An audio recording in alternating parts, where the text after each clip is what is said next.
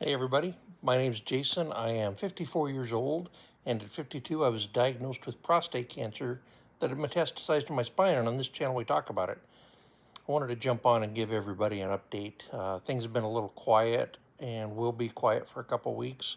I wanted to just explain that, so this is going to be a short update on the personal, the medical, the emotional, all that stuff. So let's talk about the medical. My PSA, I did that video talking about the agony of waiting for the results and getting wrapped up in my own head about all the what ifs. And yeah, my PSA is still undetectable. But gosh, and this is what sucks. I want to be positive. I'm trying to be positive.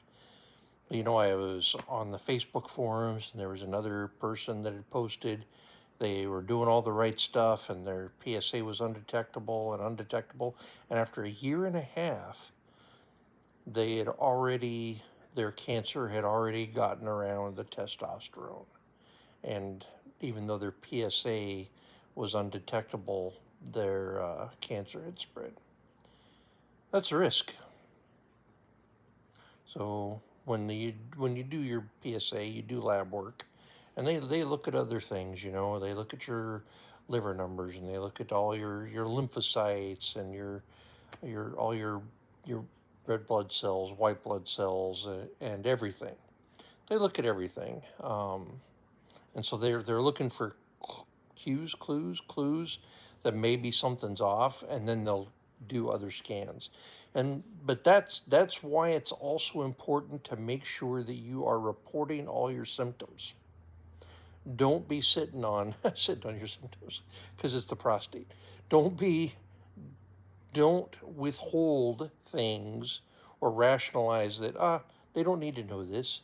It's probably just this. Make sure you're talking to your doctor about everything. Write it down.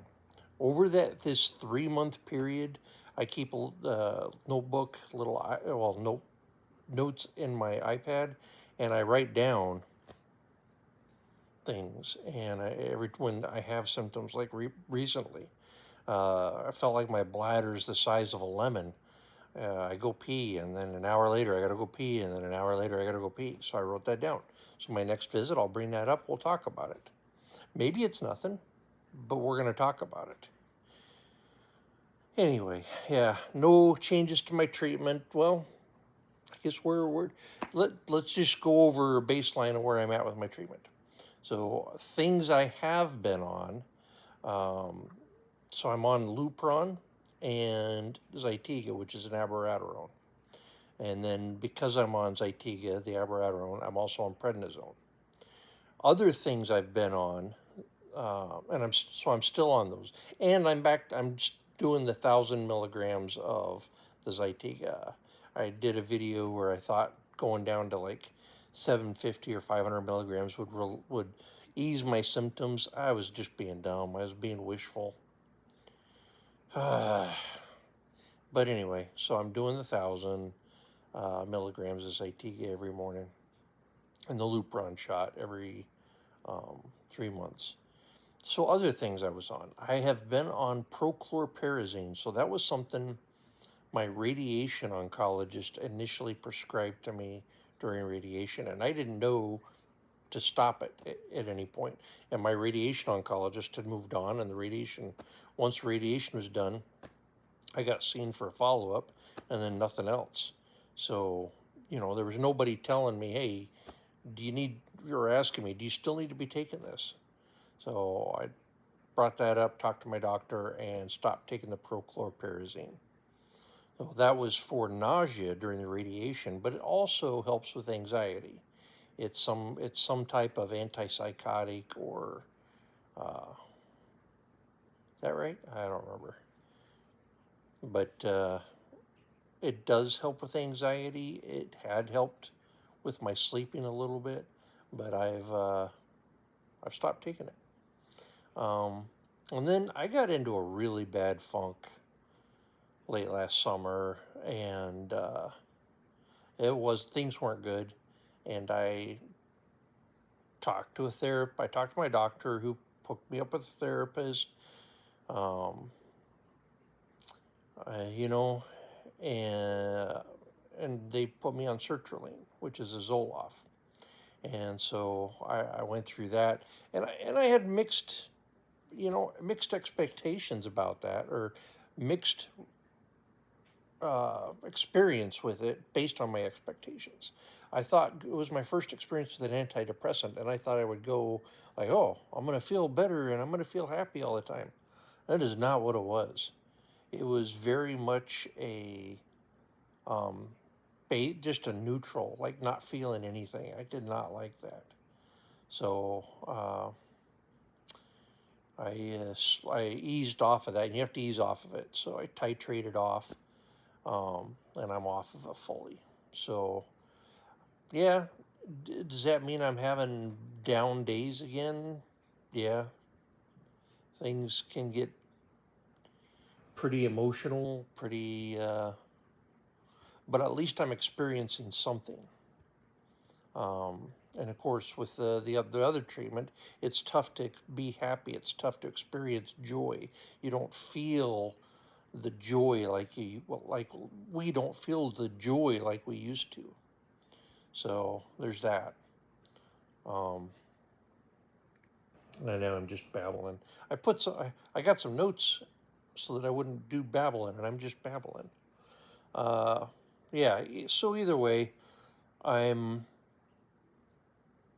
yeah grateful for some stability. Um, God, I don't know. I'm half tempted to talk with my doctor about maybe going back on the sertraline, or maybe do like a half dose or something. I don't know. We'll see. Uh, Weight loss. Holy smokes. I was trying to do some cool things. I was doing more protein. I was more motivated. I was happier. I was, as happy as we can be. And I was using ChatGPT as a calorie counter, and things were looking good. And I was losing a little weight. I'm losing a little weight, and then stable.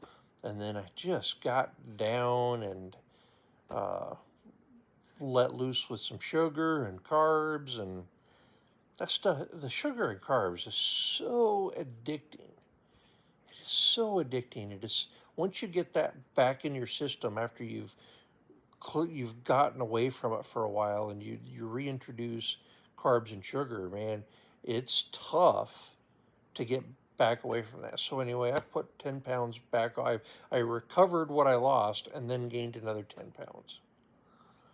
Uh, I just got to get with it, but I got to get the right headspace, and that's tough. Speaking of tough, this is the July 4th weekend coming up, and my dad had passed away back in February. We didn't do any services at that time. He passed away in Arizona, and he wanted to be buried in Idaho, and he was cremated. And because the cremated route allows us more time to do things, and so we decided for a July services. So July 5th in Idaho, we're going to be doing some services, my dad's funeral services. That's not easy. That's never easy.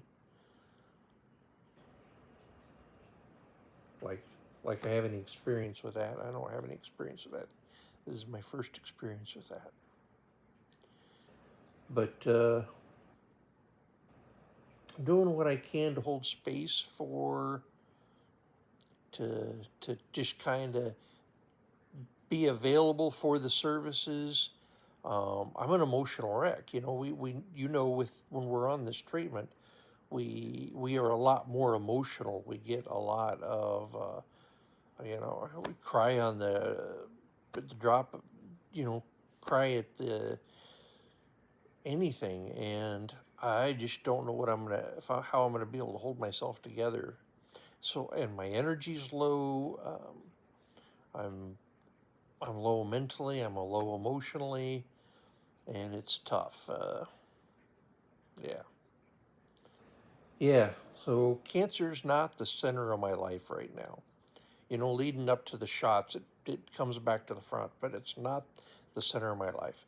Focusing on job changes, focusing on my dad's funeral services, focusing on maybe trying to figure out how to lose some weight. Those are the things I'm thinking about. Yeah, and I haven't, I got into a groove with the channel, did a bunch of videos of nice, a steady set of published videos, and it was really, really good. And I know I didn't mean to just ghost everybody for a little bit, but yeah, I am working on setting up an interview for mid-ish July. I think we're looking at the 11th, 12th, 13th, something like that. It's going to be a good one. It's going to be a good one. It's somebody that's gone through a treatment that that I haven't had anybody on the channel that's gone through this type of treatment before. Yeah, it's going to be a good one. But I come in and I haven't been checking the channel as often the last couple weeks. But I am seeing the comments. I am checking the comments. I am trying to get to them when I can. Thank you for all the support. Thank you for all the messages. Just thank you for everything. I read everything, and even if I don't reply, it does matter. This channel has become a community for me. This is our support group. The support group is Prostate Cancer: The Road to Recovery, and it's awesome, and I love it, and I love you guys. So I appreciate you being here. Appreciate you giving me a little grace and space for this, and just know you're all in my thoughts too. You really are. I'm thinking about every one of you. So, yeah, we'll call this an episode. All right, love you all.